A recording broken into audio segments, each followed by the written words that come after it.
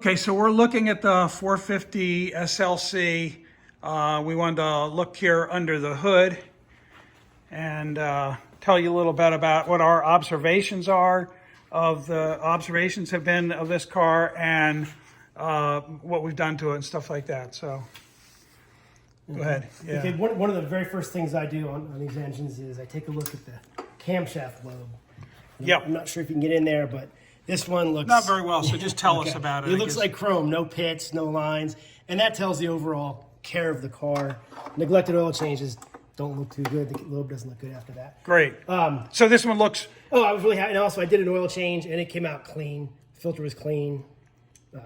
Right. Oil probably shouldn't have been changed, but we did. Right, so you think a car not, kind of generally speaking, not driven really hard in its lifetime and well maintained? Yeah, someone who's not afraid to open a checkbook, and that's that was done. You can see the master cylinder. They put a new reservoir too, which is telling. Okay. They did the master cylinder and the reservoir, which is good. The brake fluid throughout is spotless. Brake lines are good. Okay. One other thing to note is this is the Unwired Tools HVAC module, and what that does is it replaces. Is that a factory? No, it's a 4-figure upgrade to HVAC. It makes it.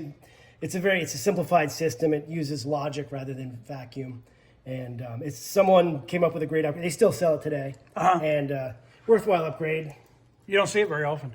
Not too often. It's the only one I've ever seen. A lot of times, what I see is if people don't want to invest in diagnostic, if they have a vacuum leak, they can put one of these. It's a known fix, and it's an upgrade. Yeah, and you'll see it. It's pretty common. And we put a new hood pad on it. Just looking at kind of the front end in terms of the body parts in front of the engine, and so really nice in terms of these are probably look like they're all uniform here, right? Yeah, the paint is intact on all of the Yeah. So that's a good sign. And then this is really nice. A lot of times these are really rusty here. And then we look down into this area, right, yeah, Michael? The condenser fan's original. Cars that have been hit in the nose, that goes away first. It's the radiator's original, everything. Yeah, all the welds and everything look original down here. It's a little dirty, but that's kind of good. It shows you that it's original, hasn't been messed with. And even I was noticing, even look at how these screws are not painted. That's probably something when people do front end repair on these. Exactly. When they have a wreck or something, those will end up getting painted. And you can see each one of the three here is original. So that's a really good sign of, I think, of originality in terms of an indication on the front of the car. And look at this, Michael. Here's another thing. Look at these tabs here. Look how they're not painted, right? Right. See right here? And same thing on the other side. And again, there's some dirt there, some of the original dirt, so you can kind of tell it hasn't been messed with. It's just interesting. Also, look how this right here has kind of a rough edge. Oh yeah, that's right here has kind of a rough edge too.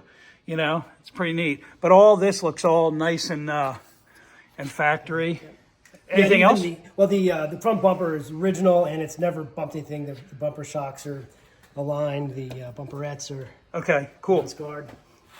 So it definitely had a good ownership, good driver. Yeah. Yeah. And it drives like it. Oh yeah. It's so tight and zero rattles. And when it starts up, just so easily and runs so smooth. So okay, we're doing a cold start.